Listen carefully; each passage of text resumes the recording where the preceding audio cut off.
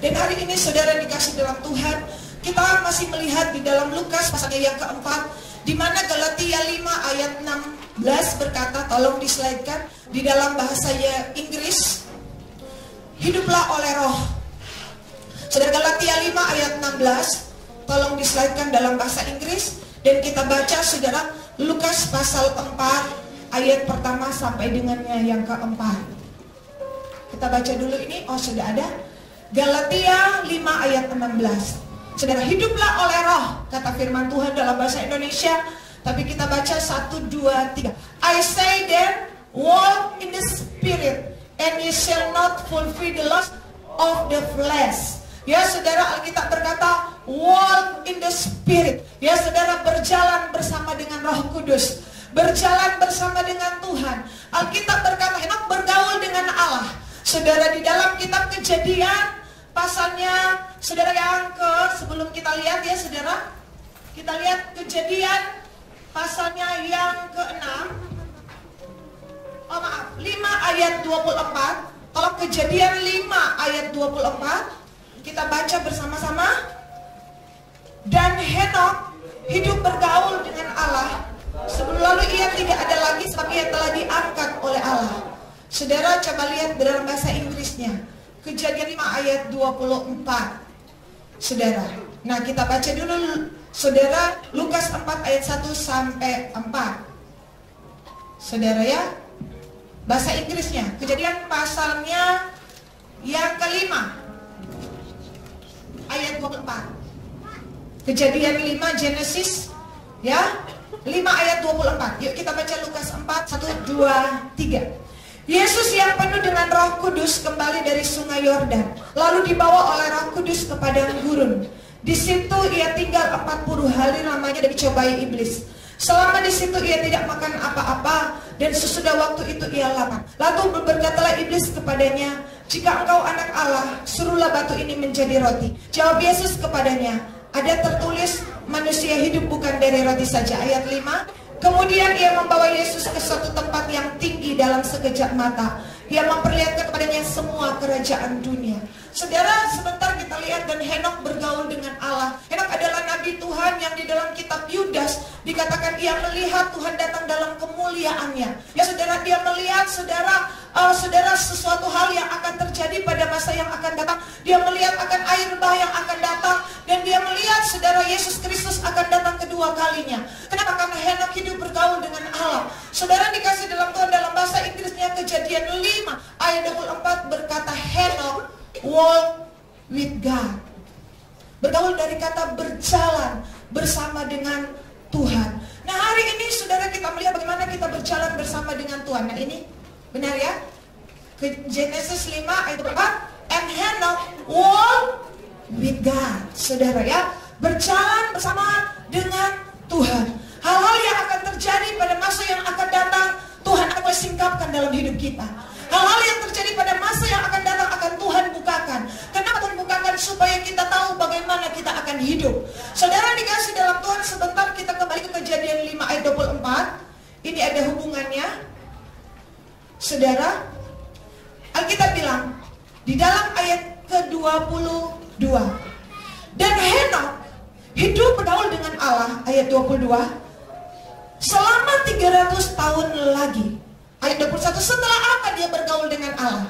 Ayat 21 bilang, setelah Henok hidup 65 tahun, ia memperanakan Metusala. Setelah dia memperanakan Metusala, hidupnya berubah. Kenapa saudara? Saya tidak akan ulang. Metusala adalah orang yang umurnya 969, orang terpanjang di dunia. Kenapa? Karena arti Metusala adalah saudara, setelah dia shall be die, ya saudara, setelah dia mati, air bah datang. Itu arti Metusala. Saudara ya, Henok melihat kenapa dia Tuhan memberikan sebuah nama kepada anak ini Metusala. Karena saudara dikasih dalam Tuhan sekali lagi, nama Metusala artinya setelah Metusala mati datanglah air bah. Saudara ya,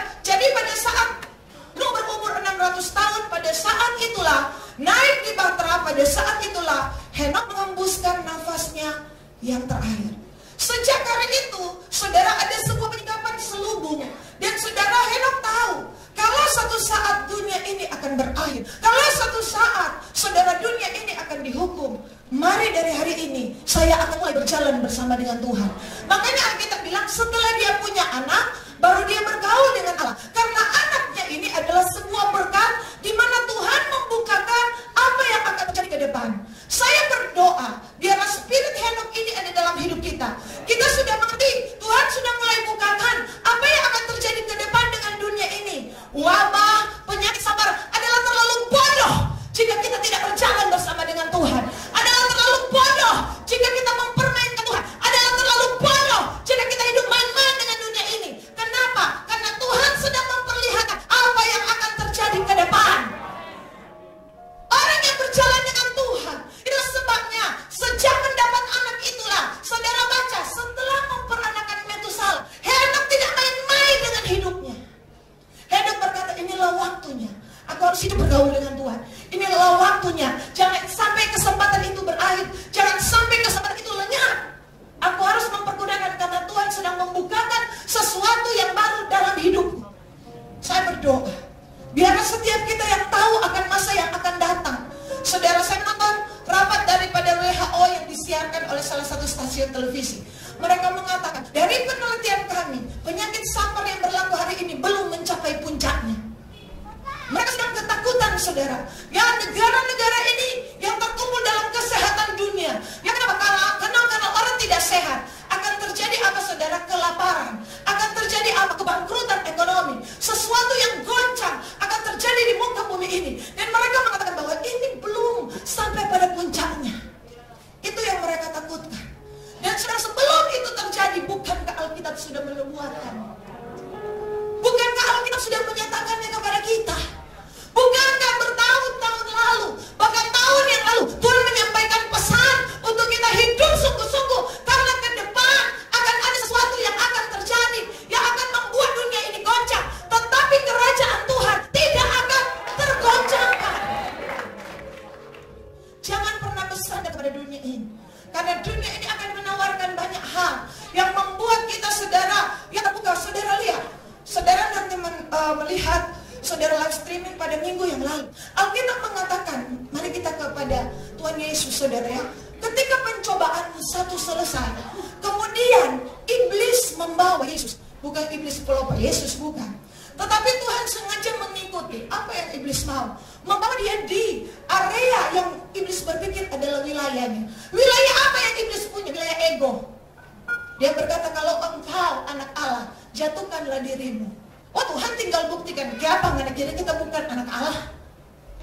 Tetapi di saat itu Tuhan menang. Ego hanya bisa dilawan dengan kerendahan hati. Ego adalah sesuatu yang kita pegang teguh dan kita rasa benar. Padahal di mata Tuhan itu kesombongan. Padahal di mata Tuhan itu harus kita lepaskan. Kita merasa pikiran kita benar, kita merasa jalan-jalan kita benar. Padahal Tuhan berkata itu ego. Sesuatu yang kita pegang erat. Kenapa? Berdasarkan cetakan yang lama. Contoh saya katakan, saudara, ada ego. Kalau dia tidak minta maaf, oh sampai mati kita tidak meminta maaf. Karena dia yang bersalah. Tapi Alkitab berkata cetakan yang baru, saling mendahuluilah dalam memberi hormat, termasuk dalam memberi maaf. Mana yang akan kita pilih? Firman atau ego kita? Nah saudara, kemudian iblis tidak menyerah. Dia menggiring Yesus untuk dibawa ke zona apa? Duniawi. Iya kan?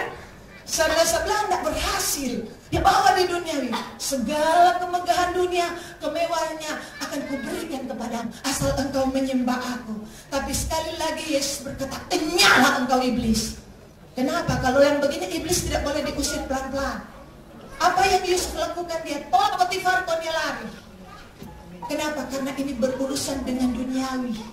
Banyak hamba Tuhan, setiap pelaku kegerakan, perhatikan dengan baik, akan berhenti pada satu titik. Kalau saudara lihat di dalam Alkitab, saudara, ini menjadi sebuah perenungan yang sangat kuat dalam batin saya. Tuhan seperti mengajar seperti ini. Nah, kau lihat, setiap pelaku kegerakan, orang yang aku pakai, biasanya berhenti di titik tertentu. Kenapa, saudara? Karena iblis tidak mau dia naik lagi. Dan perhentiannya, lihat Bileam. Bileam itu bukan nabi kecil. Bileam terlihat kemuliaan Tuhan. Dia berkata, aku melihat dari Yakub akan muncul bintang timur yang bersinar. Siapa itu? Yesus. Bileam zaman apa? Masih zaman dahulu tadi. Lihat tuh kemuliaan Tuhan. Tapi dia terhenti karena soal many. Setiap kali mau mencapai puncak, selalu saudara orang yang melakukan kegerakan terhenti. Kenapa? Karena iblis pengen bahaya kalau dia naik lagi. Aku akan hentikan dia. Di mana? Doi. Di mana? Duniawi. Di mana? Sifat-sifat kedagingan. Disitulah. Oh, saudara lihat Simpson. Tidak ada yang seperti Simpson. Tapi Simpson terhenti pada saat melihat Delilah. Tuhan telah menyampaikan firman. Sebelum kita memasuki tahun ini, ya Tuhan mengatakan dengan jelas. Saya mendengar saudara tentang Sakeus. Tuhan berkata, nak, hati-hatilah dengan uangmu dan sikap pada uangmu, dan hati-hatilah dengan keuntungan gelap yang menawarkan seperti Sakeus untuk sesuatu yang sedikit mendapatkan hasil yang mahal. Itu saya sampaikan kepada jemaat Tuhan.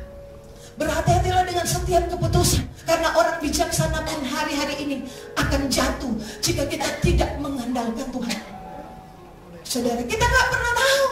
Kita berpikir keuntungan, kita berpikir bisnis, kita berpikir ini. Saudara, saya bilang kepada suami saya, hati-hati Pak, hati-hati.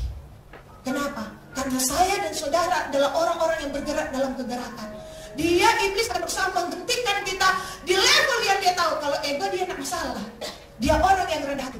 Tapi kalau soal doi, soal mata, soal perempuan, ya soal harta, KO dia. Amin. Engkau adalah pelaku kegerakan. Amin. Bilang kiri kanan, hati-hati. Saudara, amin. Hati-hati. Saudara ya, iblis itu saudara ya punya tipu daya. Saudara, dia tahu saudara orang ini lemahnya di mana. Makanya hari-hari ini kenapa kita perlu dengar firman? Supaya untuk memperbaharui titik lemah kita. Amin. Orang ini lemahnya di mata. Kalau yang ini di telinga. Yuk kita serang. Makanya Alkitab bilang apa? Seperti ada duri dalam dagingku, kata Paulus. Karena Paulus memimpin kegerakan tidak boleh berhenti di satu titik. Karena berani dia melaju, Alkitab bilang 2 tahun saja dia mengajar satu Asia bertobat. Seandainya Paulus terhenti ketika Paulus dengan siapa itu yang pernah disembah? Engkaulah dewa Hermes, engkaulah Barnabas ya, engkaulah dewa Zeus. Oh, mungkin kalau orang hamba Tuhan orang bilang, puji Tuhan, ini waktunya pas-pas. Tapi mereka katakan, orang bukan dewa, orang diutus Tuhan. Orang marah, orang lempar dengan batu. Baik kita mau sembah, dia mau. Sekarang tuh lempar batu. Kenapa saudara? Seandainya hari itu orang sesembah, kenapa? Mujizat banyak terjadi, orang lumpuh berjalan, mereka sembah. Saudara, iblis ingin menghentikan. Yuk kita lihat kesombonganmu. Jangan-jangan engkau mulai berpikir itu karena engkau, tapi tidak mempan. Kenapa? Karena ada duri. Tuhan izinkan banyak perkara terjadi dalam hidup Paulus. Dia bilang, kerap kali aku menderita, kerap kali aku berpuasa, kerap kali aku dicambuk. Untuk apa? Untuk menjaga Paulus supaya tidak terhenti dengan apa yang namanya zona nyaman. Haleluya. Ada yang gak benar apa? Iya. Rupa ada yang mau kasih berhenti pak kita. Saudara ingat yang pembaptis terhenti di mana? Kecewa. Kenapa kita sudah penjara? Tuhan Yesus tidak besuk. Kecewa. Tanya Agam kalau dia ada Mesias. Kenapa? Karena pada saat itu Yohanes Pembaptis adalah pemimpin kegerakan. Dia masuk lebih kecewa. Ya saudara, kenapa kita selama sakit pendeta tidak datang? Saudara, dan Tuhan Yesus menunggu 2 hari lagi. Makanya Marta bilang, aduh Tuhan seandainya engkau ada di sini. Sebenarnya kalau bahasa Bunda dia bilang, coba mana di sini begini, dia nak mau begini. Saudara ya, Tuhan lebih sengaja tunggu dia. Kenapa saudara? Marta harus dibawa seperti Maria. Apa yang Tuhan buat, apa yang terjadi dalam hidupku, aku tidak akan pernah kecewa. Haleluya. Ini di titik mana saya sedang merenungkan. Kenapa? Karena Tuhan berkata seperti ini. Pemimpin kegerakan selalu dihentikan pada saat semua pum meledak, tiba-tiba berhenti pada satu titik. Di mana itulah titik kelemahan. Makanya Tuhan mulai beresin kita hari-hari ini. Nah, Alkitab bilang, saudara, pencobaannya terjadi di mana? Padang gurun. Dan itu dibawa oleh siapa? Roh Kudus. Saya katakan pada minggu lalu, kalau saudara berada di padang gurun, bukan berarti saudara tidak cinta Tuhan.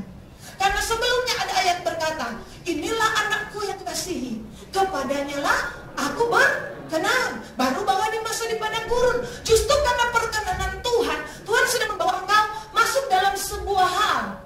Amin. Yuk kita lihat Lukas pasal 1 ayat 80.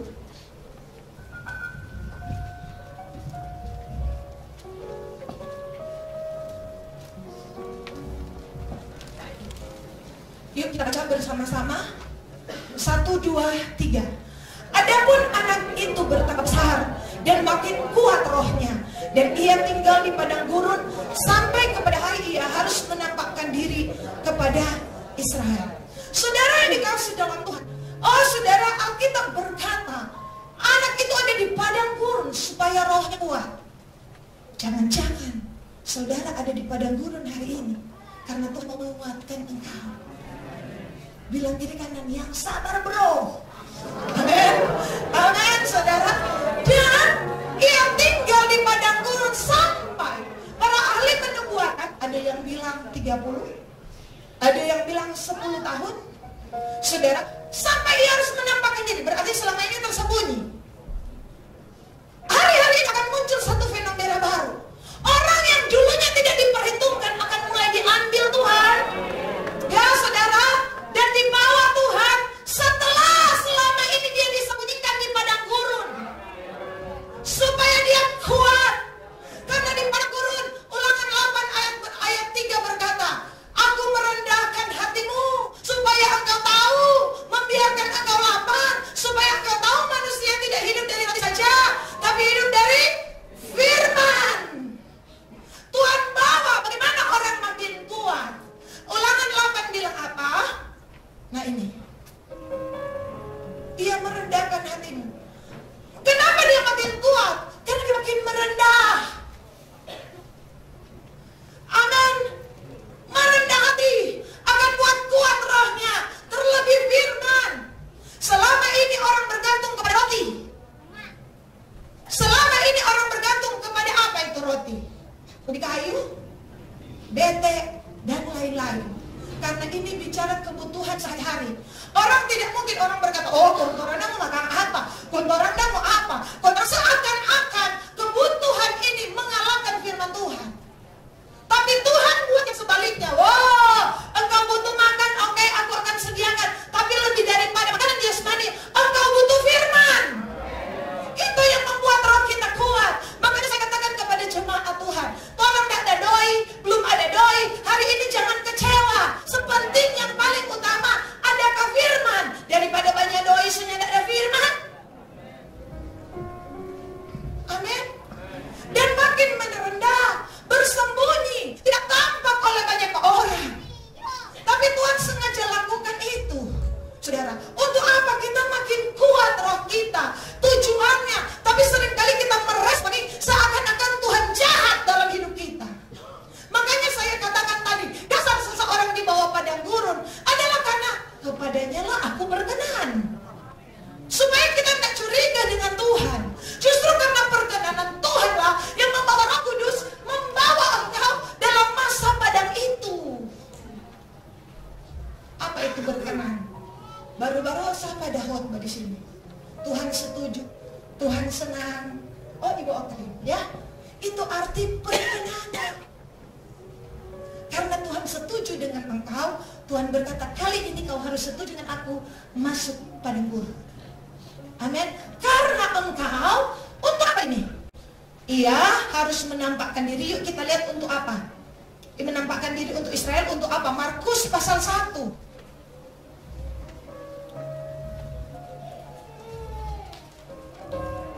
Ayat 1, 2 dan 3, 4. Ya, Pendeta James tolong saya. Inilah Injil tentang Yesus Kristus Anak Allah, seperti yang tertulis dalam kitab Nabi Yesaya. Lihatlah, aku menyuruh utusanku mendahului engkau. Dia akan mempersiapkan jalan bagimu. Ayat 4. Orang yang berseru-seru di padang gurun. Ayat 4. Demikianlah Yohanes Pembaptis tampil di padang gurun. Nah, perhatikan saudara, ada yang aneh. Inilah permulaan Injil, in the beginning of gospel Jesus, of Jesus. Inilah permulaan Injil tentang Kristus. Nah, ayat 1 toh. Seperti ada tertulis, lihat aku menyuruh. Untuk kegerakan Yesus, saudara, harus ada orang yang mencetus kegerakan itu. Dan orang itu adalah Yohanes.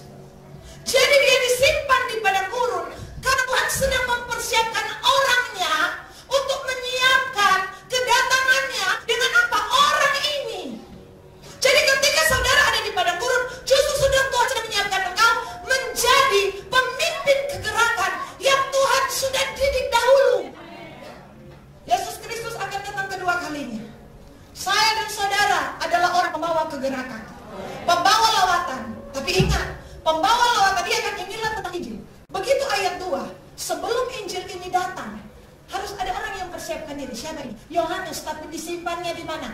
Di padang gurun. Orangnya harus merendah. Orangnya harus bisa terima. Ya, kenapa? Karena pada zaman itu anak-anak imam, dia kan anak imam besar. Siapa kata DP Papa? Cari. Mereka pergi ke sekolah Gamaliel. Makanya di Nikodemus itu kan didikan Gamaliel. Datang ini, saya membayangkan seperti ini. Datang Yohanes Pembaptis bilang, Papa, kita sama sekolah ke Gamaliel.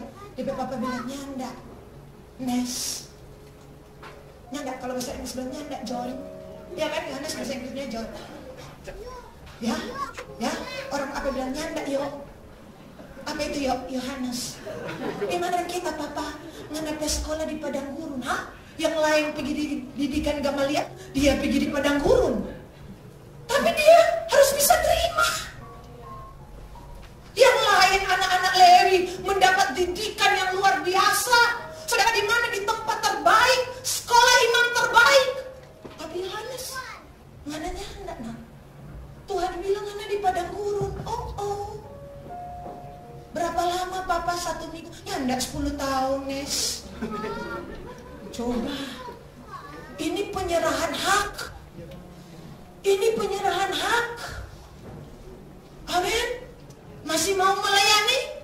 Serahkan hakmu. Bukan hak sepatu. Saudara ya. Iya, makanya inilah Injil.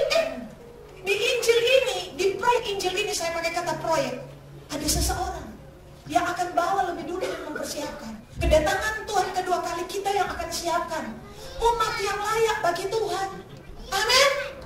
Makanya jangan mengeluh ketika kita menghadapi pada guru. Bilang kiri kanan, jangan mengeluh. Saudara tahu, anti daripada yang di pada guru. Saudara ingat, kenapa Tuhan marah kepada orang 20 tahun ke atas? Karena cuma 2 orang yang tidak tercatat mengeluh. Yang pertama Yosua, yang kedua kali DP sisa mengeluh saja. Capa kau begini, capa kau begitu, capa kau begini. Tapi Yosua dan Kaleb mengikut Tuhan dan percaya dengan sepenuh hati. Kenapa? Apakah beda? Sama-sama di padang gurun, tapi memiliki reaksi yang berbeda. Selalu bersungut-sungut. Makanya Tuhan bilang, kalau begitu mati jangan di padang gurun. Tuhan marah. Saudara, di padang gurun semuanya, saudara, kalau keluar dari padang gurun more than enough. Tapi kalau di padang gurun just enough. Kadang kita mengalami, ya saudara, ekonomi yang cukup, tidak pernah kurang, tapi cukup. Apakah respon kita? Amin. Apa responmu? Ini anti. Tuhan paling anti orang bersungut-sungut. Makanya Tuhan bilang di 1 Korintus 10, malaikat maut akan datang. Kenapa? Karena kamu bersungut-sungut kepadaku. Kenapa? Kata lain dari bersungut-sungut adalah tidak percaya. Amin. Bila kiri kanan caca bersungut. Amin. Caca bersungut.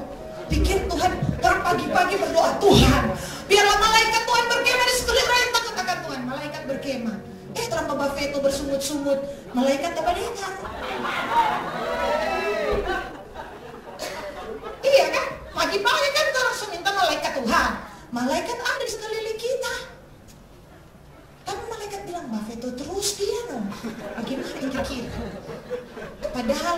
membandingkan dengan orang lain, saudara masih jauh lebih beruntung. Mana saudara mau pilih? Hari ini seperti ini, hadapi padang gurun, atau mau tinggal di Wuhan? Simpel-simpel juga kasih contoh. Lengkap dengan motor, lengkap dengan semua, mari tinggal di Wuhan. Saudara, ini saudara, kalau orang di Wuhan masih ada yang masih bilang, hai, saling menguatkan, kata-kata positif. Asiswa di dalam virus. Kenapa kita dibawa ke kemuliaan Tuhan? Kita tidak bisa bersyukur. Ya, kita takut, kita khawatir. Ini tahu apa virus coronanya sampai-sampai khawatir, takut, yang tahu kok virus Carlota.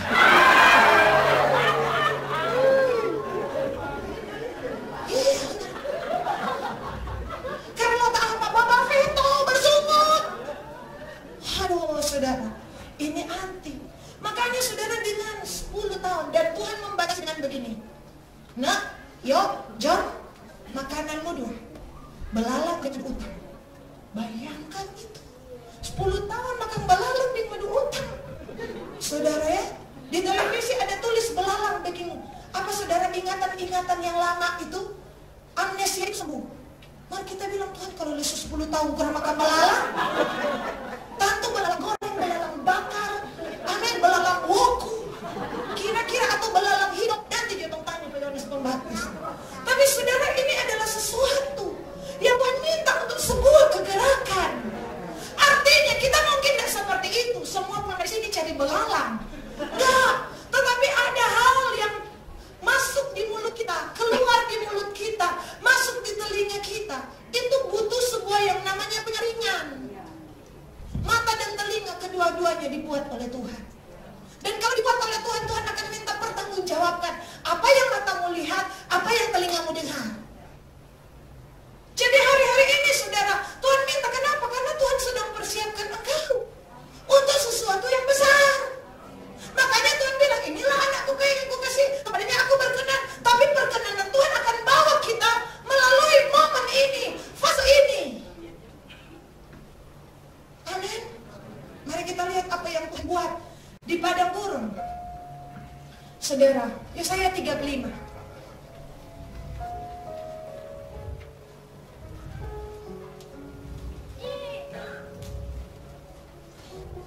Ayat 1. Yesaya 30 ayat 1. Padang gurun dan padang kering akan bergirang, padang belantara akan bersorak-sorak dan berbunga. Ayat 2. Seperti bunga mawar ia akan berbunga lebat, akan bersorak-sorak, ia bersorak-sorak dan bersorak-sorai. Ayat 8. Itu akan ada jalan raya yang akan disebutkan jalan kudus. Orang yang tidak tahir tidak akan melintasinya, dan orang-orang panggil tidak akan mengembara di atasnya. Ya saudara, Tuhan bawa kita di padang gurun. Kenapa saudara? Karena di situ akan ada jalan raya yang disebut jalan kudus. Saudara ingat, selain Henok, ada seseorang yang dikatakan hidup bergaul dengan Allah. Tolong bahasa Inggrisnya, Kejadian pasal 6 ayat 9. Kejadian 6 ayat 9 bahasa Inggrisnya. Inilah riwayat Nuh. Nuh adalah seorang yang benar, tidak bercela di antara orang sesamanya, dan Nuh hidup bergaul dengan Allah. Yuk kita lihat Kejadian 6 ayat 9. The generations of Noah. Noah was a just man, perfect in his generations. Noah walked with God. Wah, saudara, kembali ya, bergaul dengan Tuhan itu seperti ini.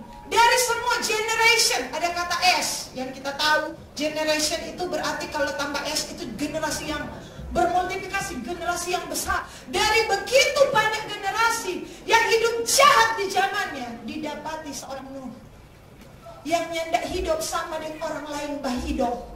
Kira-kira seperti itu. Dari semua orang yang hidup bercelah, saudara Nuh bisa hidup takut akan Tuhan. Itulah yang katanya walk with God. Kalau kita mengaku kita berjalan bersama dengan Tuhan, kita akan hidup dengan cara yang berbeda. Amin. Ya, dunia apa? Baroko, orang nyanda. Ini contoh. Saudara ya. Saudara ya. Kenapa saudara? Karena kita menghargai paru-paru kita dan kita menghargai bahwa nafas hidup dihembuskan di hidung kita. Bilang kiri kanan, jangan coba-coba asap lain. Saudara ya. Ya. Saudara, bertobat dengan sungguh-sungguh kita hari ini. Kenapa saudara? Sesuatu yang biasa, dunia biasa hari-hari dilakukan. Tapi bagi kita Tuhan itu bukan hal yang biasa. Itu tanda kita berjalan bersama dengan Tuhan.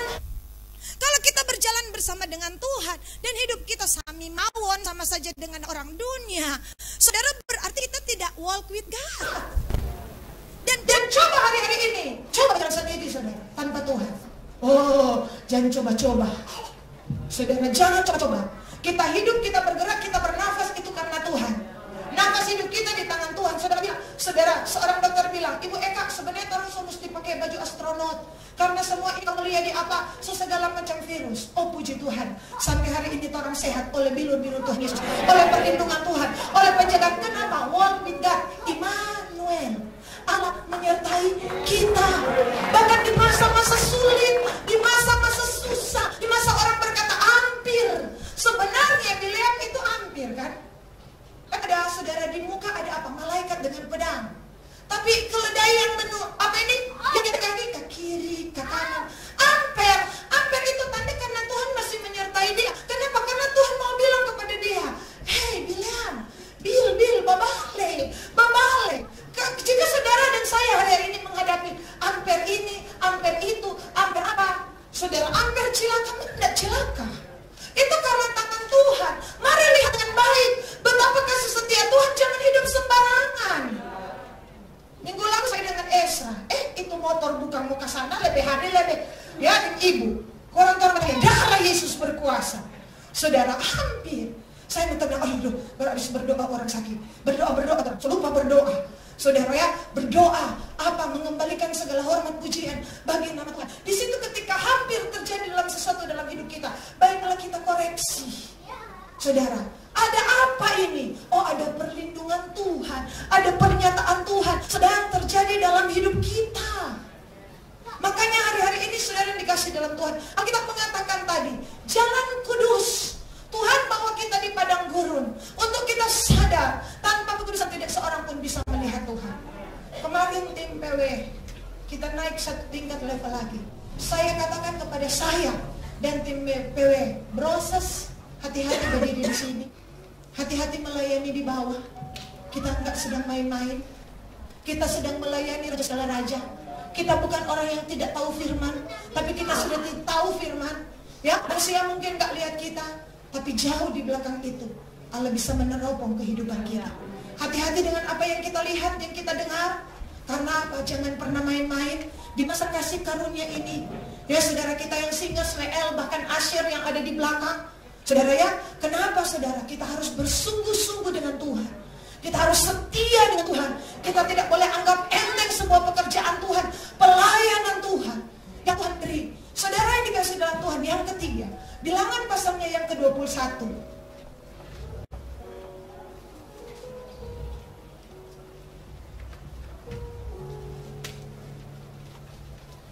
Ayat 17 dan 18.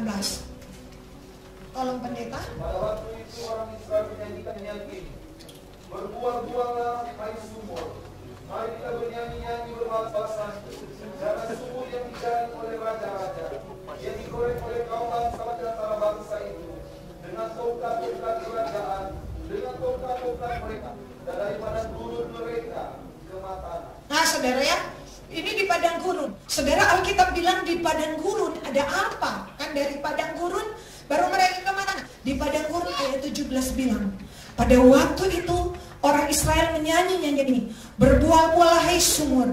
Marilah kita menyanyi berbalas-balasan karena sumur yang digali oleh raja-raja, yang dikorek oleh kaum bangsawan di antara bangsa itu dengan tongkat-tongkat kerajaan dan dengan tongkat-tongkat mereka.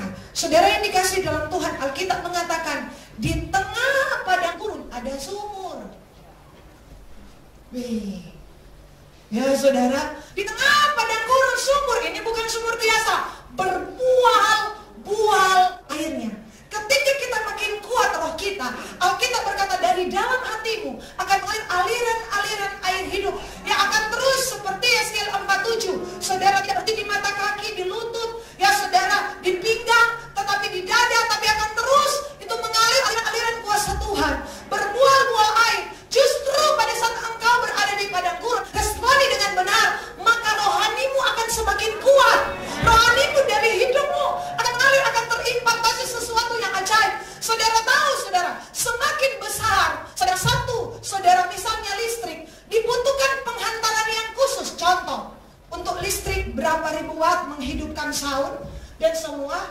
boleh pakai kabel kecil. Dibutuhkan sesuatu yang khusus, kabel yang besar, supaya saudara tidak korslet. Tidak terjadi, pernah kan orang turun naik. Kenapa? Karena dibutuhkan kabel khusus dalam hidup kita. Makanya Alkitab bilang dalam 2 Timotius. Yuk kita lihat 2 Timotius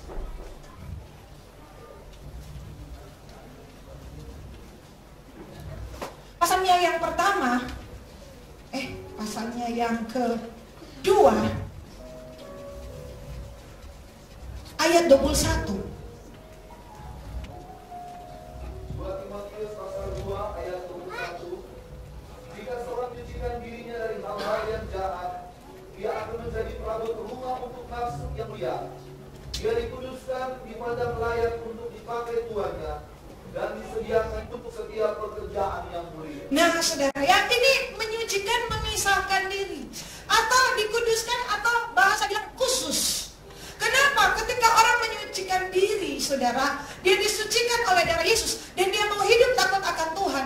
Dia seperti sebuah benda khusus untuk menghantarkan strom. Ini yang kita bilang bahasa kerennya impartasi. Ketika kita mendoakan orang sembuh, ketika saudara kita menyampaikan sesuatu, orang terimpartasi. Kenapa? Kita adalah sesuatu yang khusus, yang telah dipersiapkan, disendirikan dalam bahasa teologi, disucikan, dikuduskan untuk maksud yang mulia. Karena ada maksud yang kurang mulia. Jika apa? Kita hidup sembarangan, kita nggak hargai itu kasih karunia Tuhan. Makanya Tuhan tidak bisa angkat level kita dalam sesuatu untuk menghantarkan satu kuasa. Karena kalau nanti Tuhan lakukan akan korslet. Amin. Jadi saudara, untuk sesuatu yang khusus, pekerjaan yang khusus, dibutuhkan orang yang khusus, yang dipersiapkan secara khusus. Bahasa ini mengatakan disucikan, dikuduskan. Nah, di pada Quran ini adalah proses di mana saudara, apa respon kita? Kita semakin mendekat, kita semakin setia dengan Tuhan. Padahal di padang gurun itu ada sumur, ada mujizat, berbual-bual airnya. Alkitab berkata bernyanyilah. Di padang gurun ketika kita mulai menyanyi, kita mulai menyembah kepada Tuhan, sesuatu yang tertutup akan terbuka. Air saudara akan terbuka. Oh, saya mendengar di satu daerah di kota Bitung ini, orang cari-cari tuh mata air so hilang. Lain bilang suka tutup dengan jalan tol, lain bilang suka tutup dengan ini, tutup dengan itu, kok pakai dukun.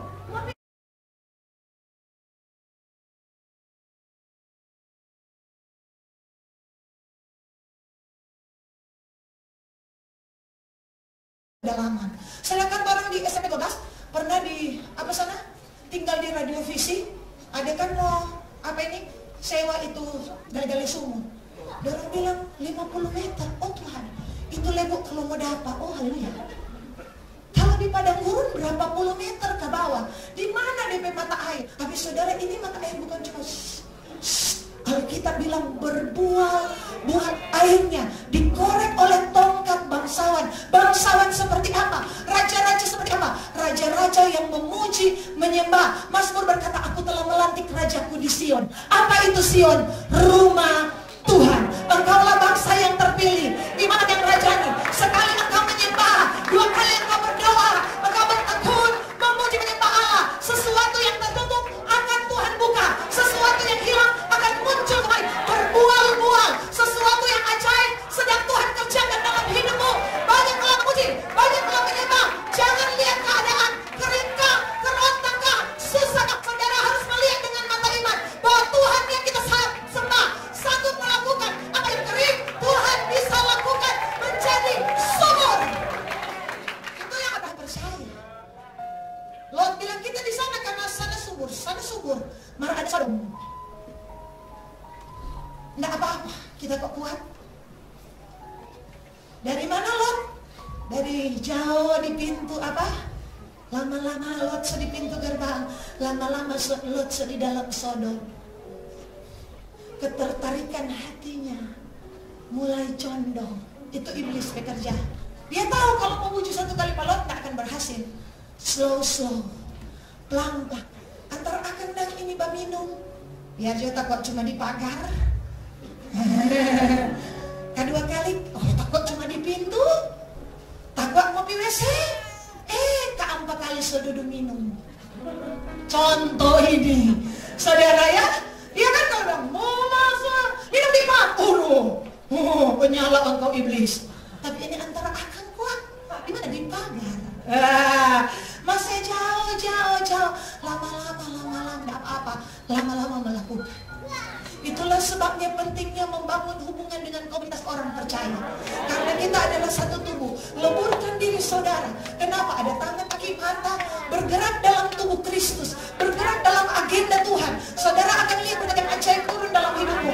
Sekali engkau bergerak dengan orang-orang yang sifatnya lahiriah dan manusiawi, saya katakan bukan tidak bergaul, tetapi saudara bisa tahu kapasitasmu. Kalau saya berjumpa dengan orang ini, saya yang akan dipengaruhi. Kalau begitu jangan berjumpa. Amin. Tapi kalau saudara merasa bahwa saya kuat, biar ada 10 penjudi di samping kiri kanan saya tidak akan pernah anang dobol. Kalau saudara merasa, tapi Alkitab bilang berhati-hati. Saudara ada di sana cuma untuk kepentingan apa? Jangan juga menganggap perempuan-perempuan sundal, orang-orang kafir, saudara adalah musuh. No. Alkitab berkata pada saat kedatangan Tuhan, perempuan sundal akan lebih dahulu masuk kerajaan Allah. Saudara, kenapa perempuan-perempuan yang berdosa sungguh-sungguh bertobat daripada orang benar yang merasa tidak memerlukan pertobatan? Jadi hari-hari ini, saudara minta Tuhan supaya kita bergerak dengan Roh Kudus. Ya saudara, kalau kita merasa bahwa kita akan mempengaruhi, pergilah. Berarti engkaulah garam dunia. Kalau saudara merasa dipengaruhi, duduklah diam, menyembahlah dalam hadirat Tuhan. Karena berarti kapasitasmu belum cukup. Amin. Siapkan dirimu. Kenapa? Kita akan bertumbuh dari iman kepada iman. Tidak selamanya engkau akan ada pada kapasitas itu. Tuhan akan bawa engkau naik. Makanya Alkitab bilang, bangunlah dirimu dan berdoalah di dalam Roh Kudusmu. Bangunlah dirimu di dasar iman yang paling suci. Hati nurani yang murni. Hati nurani penting. Karena hati nurani yang murni, Alkitab berkata, kandaslah iman mereka. Tak berhenti di tengah jalan. Kenapa? Karena hatinya betul. Hati tidak murni. Hati saudara tahu. Saudara, siapa ini Yohanes Pembaptis? Dia adalah nasi Allah. Betul? Pisau cukur tidak boleh menyentuh kepalanya, dan dia tidak boleh minum anggur yang memabukkan. Saudara tahu, Nasir adalah orang yang berjanji, berkomitmen, seia semati. Ya saudara, dengan Tuhan. Nasir itulah orang-orang yang pembawa kegerakan, yang berani menyucikan dirinya dari hal-hal yang tidak tahir. Orang-orang seperti itulah yang akan membuka sejarah baru, dimensi baru. Ini yang disebut dengan agenda rohani. Sedang Tuhan jalankan atas satu negeri ketika dia menjadi seorang Nasir. Bilangan pasalnya yang ke-6.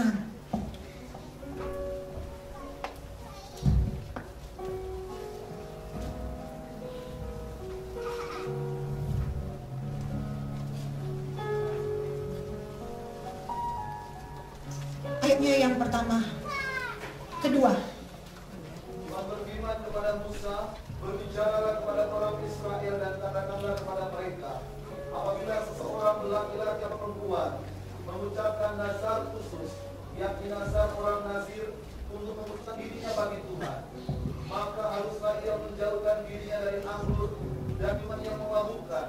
Jangan minum cuka anggur atau cuka minuman yang memabukkan, dan jangan minum sesuatu minuman yang dibuat dari buah anggur, dan jangan memakan buah anggur baik yang sedang maupun yang kering. Ayat 6.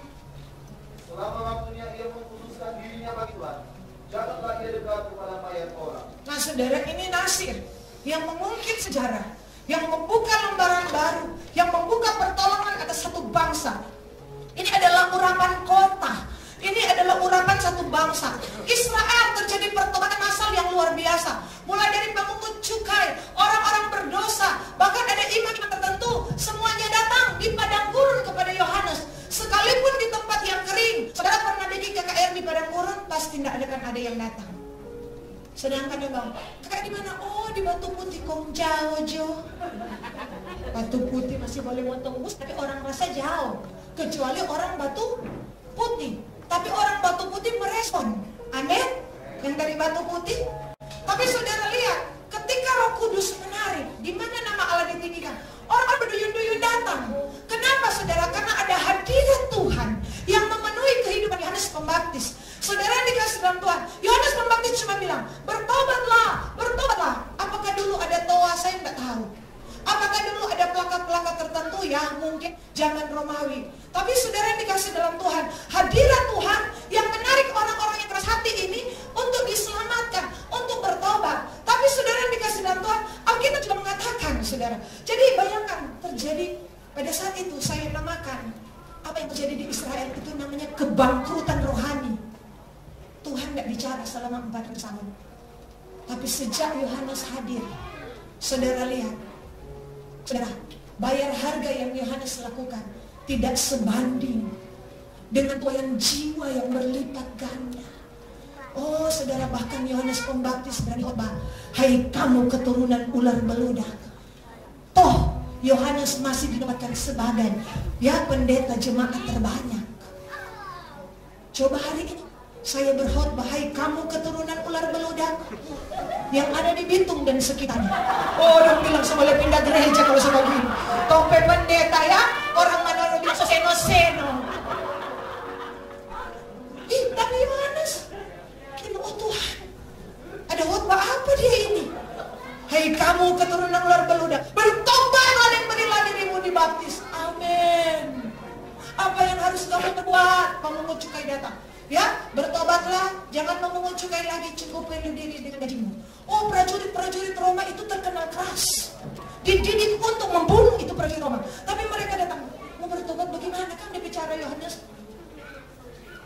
Saudara lihat, saudara ya, apa yang Yohanes jalani, makanya hari-hari ini, apa yang engkau jalani, engkau akan lihat, tidak akan pernah sebanding dengan kemuliaan, tidak akan pernah sebanding dengan tuaian, tidak akan pernah sebanding dengan jiwa-jiwa. Hari ini kau bayar harga luar biasa, tidak apa-apa. Karena suatu saat saudara akan lihat, ketika hadirat Tuhan datang, di padang gurun sekalipun, di sana ada pertobatan. Makanya dikatakan, hai padang gurun, engkau akan dirubah menjadi taman Eden, tangan Tuhan. Roh Kudus akan dicurahkan atas tanah yang haus. Kenapa saudara? Itu nubuatan Tuhan, bahwa di padang gurun rohani hari-hari ini, saudara, di dunia dianggap sebagai padang gurun rohani, orang akan tetap datang untuk apa? Berduyun-duyun ke rumah Tuhan, berduyun-duyun. Kenapa saudara? Mereka sudah menyerah dengan keadaan dunia ini, tapi mereka tahu pengharapan ada di dalam rumahnya. Kenapa? Karena di dalam rumahnya Tuhan punya orang-orangnya, orang-orang yang sudah siap bayar harga, apapun resikonya, tidak pernah kecewa. Itulah sebabnya hadirat Allah ada di tempat ini, karena ada saudara, orang-orang yang siap bayar harga. Orang-orang sekalipun dikecewakan, sekalipun keadaan tidak mendukung, saudara masih tetap datang untuk menyembah Tuhan. Itulah sebabnya hadirat Tuhan ada di tempat ini. Itulah sebabnya saya merenungkan, saudara, ada korban yang dibawa, ada hati, ada hidup. Sekalipun saudara ditinggalkan oleh orang-orang yang saudara kasihi, tapi saudara, Tuhan tahu hatimu. Engkau tetap memberi diri untuk melayani, engkau tetap mencintai Tuhan. Itulah yang membuat hadirat Allah di tempat ini. Dan bukti kehadiran Allah, banyak jiwa-jiwa datang untuk memuji dan menyembah Tuhan. Saudara dikasih dalam Tuhan, apa yang perlu diwaspadai dari seorang nasir? Saudara, dari seorang nasir, orang yang dipakai Allah, berhati-hatilah. Kenapa saudara? Karena Alkitab bilang, Yohanes 3 ayat 30. Sebentar lagi saya selesai.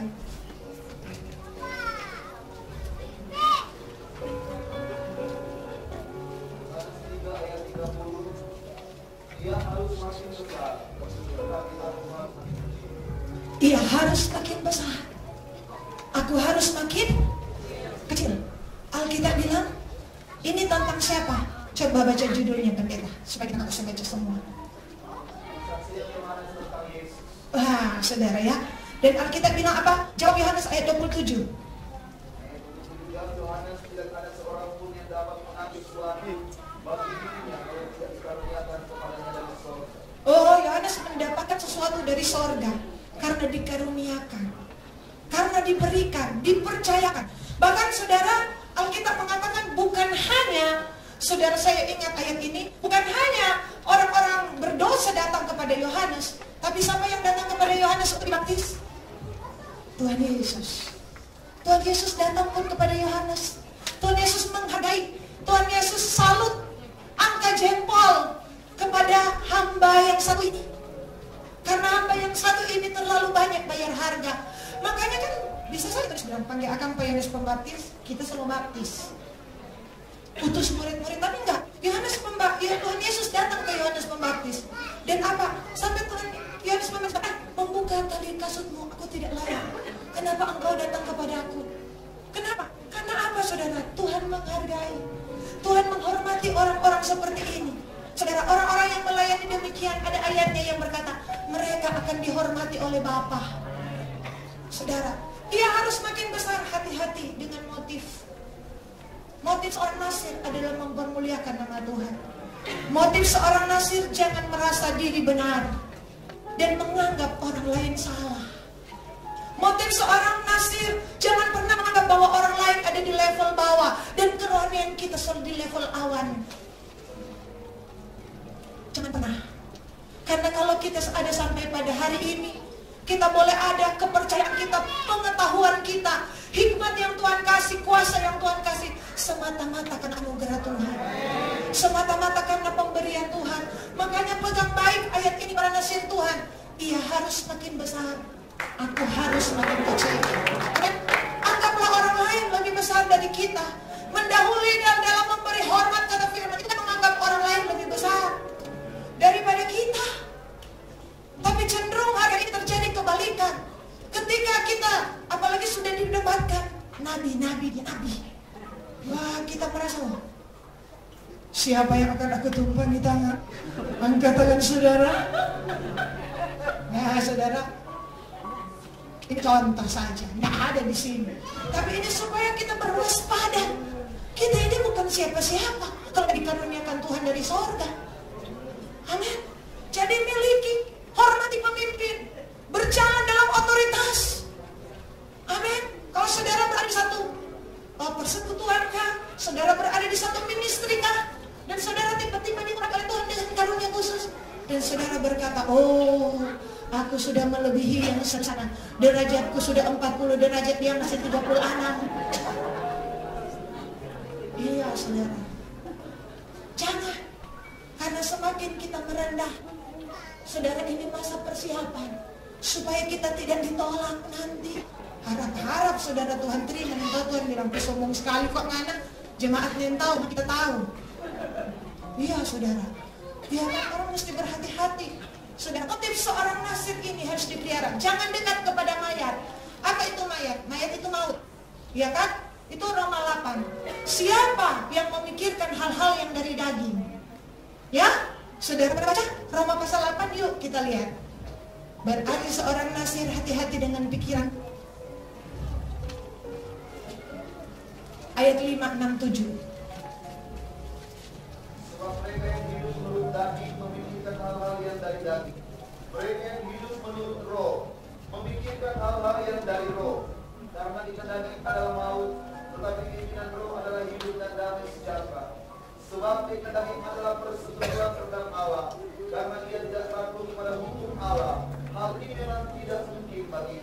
8. Mereka yang hidup dalam daging tidak mungkin berkenan kepada Allah. Saudara, jadikan ini ayat kebangsaan, saudara ya. Kenapa seorang nasir Alkitab hati-hati, jangan berpikir daging. Apa itu berpikir daging? Bukan daging ikan, bukan saudara ya. Daging, kedagingan. Hal-hal yang kita merasa banyak orang merendah, tapi cepat tersinggung. Tuhan akan mulai babat itu. Merendah. Merendahkan hati. Tapi cepat tersinggung. Cepat memikirkan hal-hal yang itu gak mungkin. Tapi entah kenapa ada di pikiran kita, belajar buang itu, saudara. Belajar buang itu. Sekalipun nanti itu kan kita so pikir kok terjadi begitu. Jangan kita berada di area itu. Karena Tuhan berkata bahwa biarlah apa yang benar, yang suci, yang adil. Kenapa? Karena Tuhan mau membawa pikiran kita menjadi pikiran Kristus. Dengan kita berada dalam pikiran Kristus, kita seperti sebuah signal yang kuat. Kita gampang dan cepat menangkap suara Tuhan. Dalam satu signal. bicara kita enggak. Orang Manado bilang pepongo. Padahal kenapa? Karena hati ini dan pikiran ini, saudara banyak pikiran-pikiran dunia. Sehingga yang kita tangkap ya duniawi. Kalau kita arahkan saudara, antena kita kepada siaran dalam negeri, ya dalam negeri akan tangkap. Tapi kalau di luar negeri, ada antena khususnya luar negeri. Demikianlah, makanya firman Allah berkata, berubahlah oleh pembaharuan budimu. Atau apa? Pikiranmu.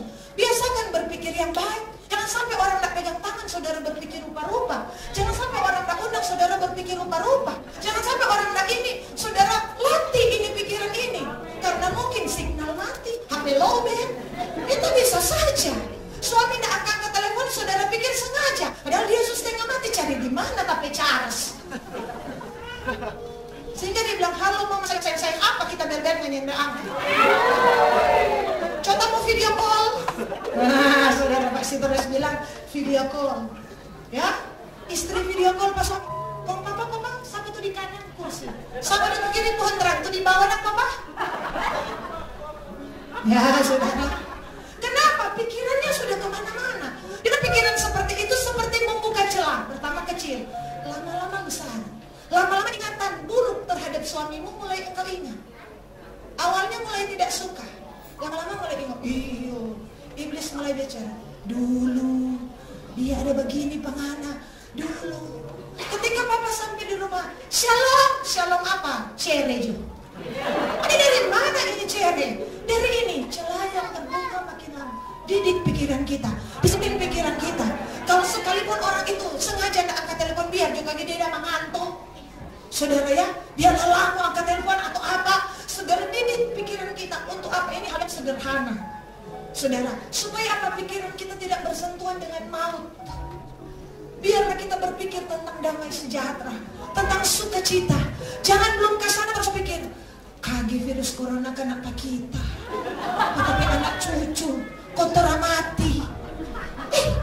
Kita suami sampai di sana. Duh, rupa ini gaji pas-pas. Duh, lusa tapi anak semua jadi pengemis. Pikirkan firman. Hilang pengemis, gembel boleh jadi ratu. Siapa? Esther boleh jadi ratu, dan cuma ngangkat rek. Kagetnya jadi raja. Iya kan? Iya, kalau Tuhan bilang berfirman. Makanya saudara, Abraham, engkau akan punya anak. Oh, akan menduduki kota-kota musuh. Hele, satu ada Abraham percaya. Lebih hari lebih tua percaya. Yang ragu siapa?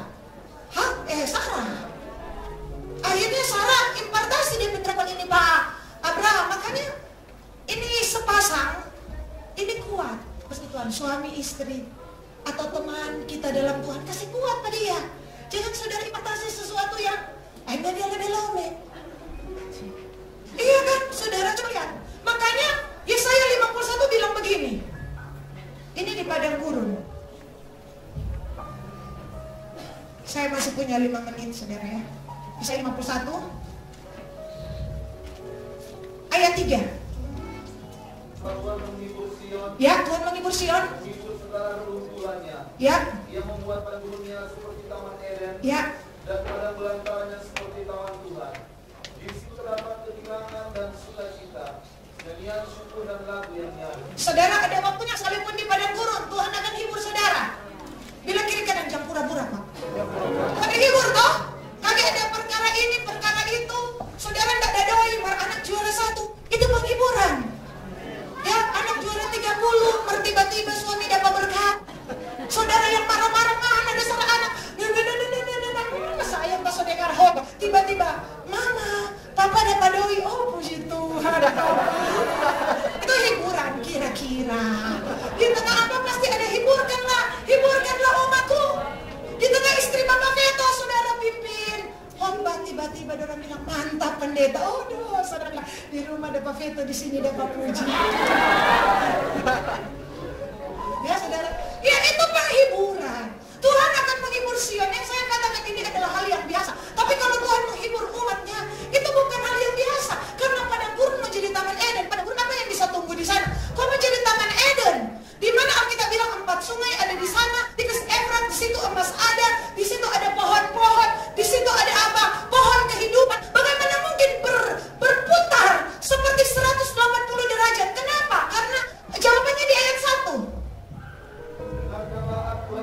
yang mengejar apa yang benar. Kejar apa yang benar. Hai kamu yang mencari. Cari Tuhan. Pandanglah gunung batu yang daripada kamu terbang. Ayat 2. Pandanglah Abraham, bapa leluhurmu. Ya, bapa leluhurmu. Dan Terus saya melahirkan kamu.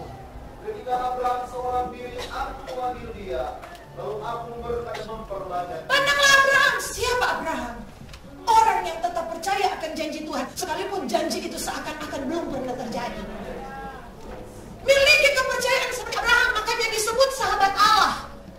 Saudara, sekali saudara percaya apapun, pokoknya ganjil kayak Anda, tetap percaya Tuhan sanggup. Tetap percaya Tuhan tolong. Kalau hari ini Tuhan izinkan, tapi satu saat aku akan keluar dari sini, dan aku percaya ada pertolongan Tuhan, ada mujizat. Hele orang mati Tuhan boleh bangkit, apalagi cuma kita harapan yang mati. Hele orang mati boleh bangkit, apalagi cuma bisnis yang mati. Amin. Hele ikan-ikan, ya Tuhan berfirman, ikan saudara, dari tidak dapat ikan tiba-tiba ada ikan, berarti yang memerintahkan berkat adalah Tuhan. Akulah Tuhan. Ikan-ikan taat kepadaku. Akulah Tuhan yang apa? Memerintah. Arus di bawah, semua yang di bawah arus lautan ada dalam kuasaku. Mazmur 8 mengatakan seperti itu. Jadi kalau pelanggan, orang-orang tertentu pasti akan Tuhan datangkan. Jadi jangan khawatir, jalani apa yang Tuhan mau. Cari Tuhan, cari apa yang benar, hidup takut akan Tuhan. Dan Alkitab berkata percaya. Ini percaya. DP lawan khawatir, takut. Usir itu. Itu roh-roh pembelenggu pikiran. Itu spirit. Kalau saya dan saudara masuk di alam rohani, saudara akan lihat roh ini, saudara lompat sana lompat sini menggaruk atau orang. Makanya kita bilang kenakanlah seluruh perlengkapan senjata Allah, lawanlah iblis. Bilang roh kekhawatiran, out. Jangan pakai slow. Pakai yang jurus ketiga. Enyala engkau iblis, enyala kekhawatiran, enyala roh ketakutan. Aku hidup bukan karena melihat, tapi aku hidup karena percaya. Saudara, miliki kepercayaan ini, karena hari-hari ini apa itu Kristen? Orang percaya. Percayakah saudara Tuhan kita hebat?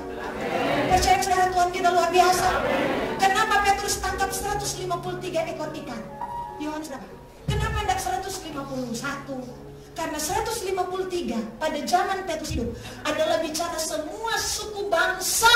Pada zaman itu berjumlah 153 suku.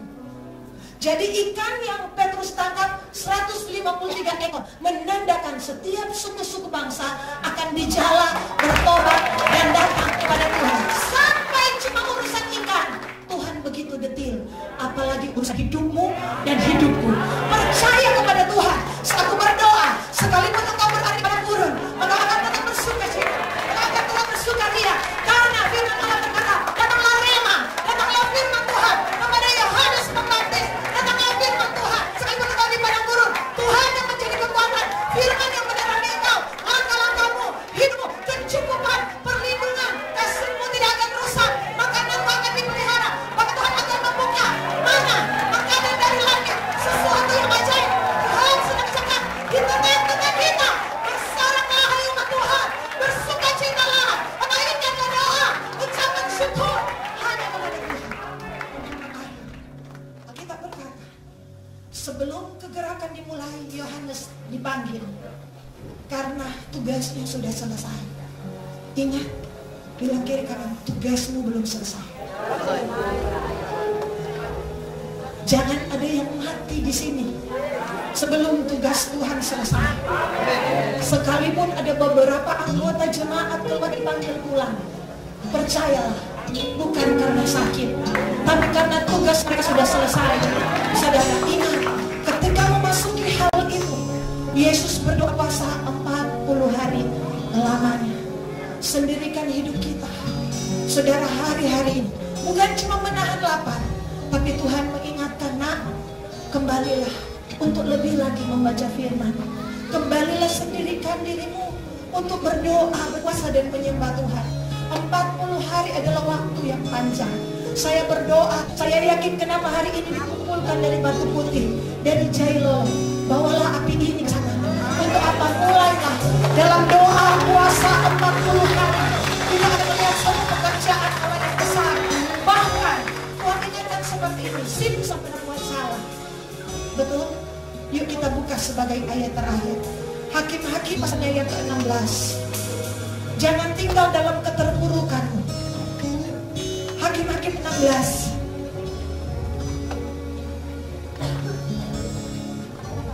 ayat 28.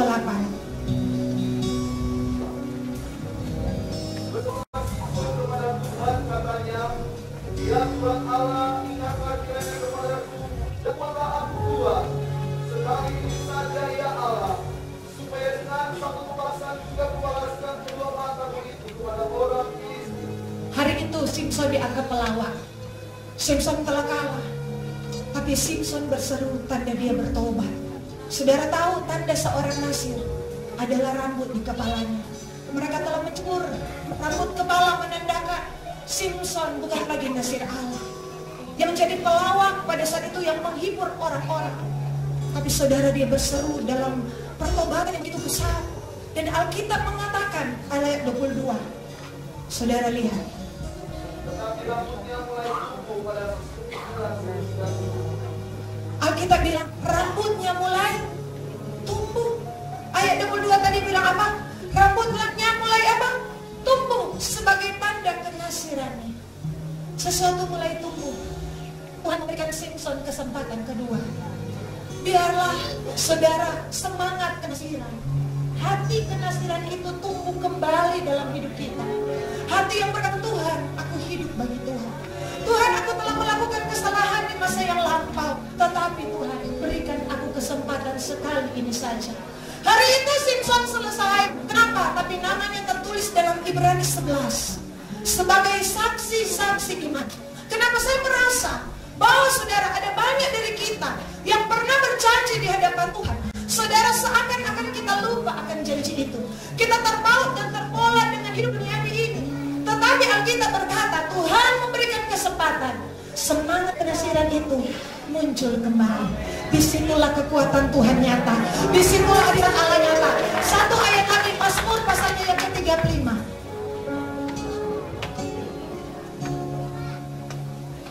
Ayat 13. Yuk kita baca ini sebagai ayat yang paling terakhir. Mazmur 35 ayat 13.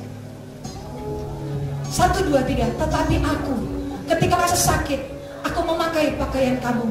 Aku menyiksa diriku dengan berpuasa, dan doaku kembali timbul dalam dadaku. Bahasa Simson mengatakan mulai muncul kembali. Adakah kita telah terlibat dalam kelemahan rohani, kelelahan, bahkan kita telah menyimpang dari jalan-jalan? Kembalilah rendahkan diri di hadapan Tuhan dalam doa dan puasa. Ada sesuatu yang Tuhan kerjakan. Orang mulai bilang kau selesai. Orang berkata dia bukan lagi nasib Tuhan. Mereka melihat dia dari Simson, tapi Tuhan berkata, dia berkata, Tuhan, ingatlah, ada seseorang yang bayar harga untuk kenasiranku. Siapa dia? DP Mama. Semua harga yang pernah dikorbankan, semua harga yang pernah dibayar untuk mengikut Tuhan, percayalah, Tuhan pasti ingat. Dan hari itu Tuhan membuat rambut itu tumbuh kembali. Kesempatan kedua Tuhan beri. Hari ini saya berdoa, biarlah doa kembali muncul di hati kita.